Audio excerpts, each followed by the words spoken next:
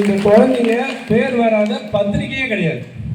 அது தமிழ் பத்திரிகையா இருக்கட்டும், ஆங்கில பத்திரிகையா இருக்கட்டும், இவங்க ஏறாத மேடையே கிடையாது.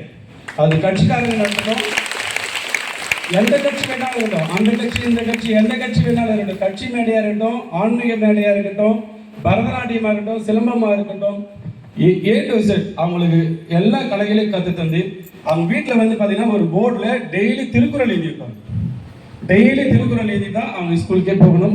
இதை தவிர்த்து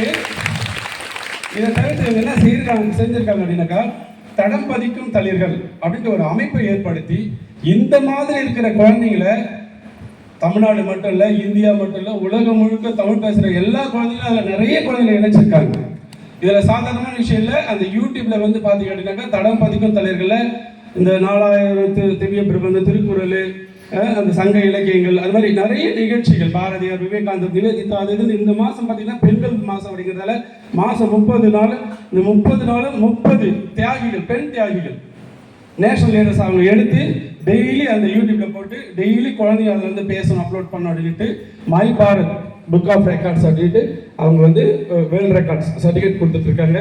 ஸோ உங்கள் குழந்தைங்க எல்லாரும் இந்த குழந்தைங்க மாதிரி வரணும், நீங்கள் எல்லாரும் அந்த அம்மா மாதிரி வரணும் அப்படிங்கிறது தான் இந்த நிகழ்ச்சியோடு. மதன் சாருக்கு நன்றி. நீங்கள் அம்மா சார்.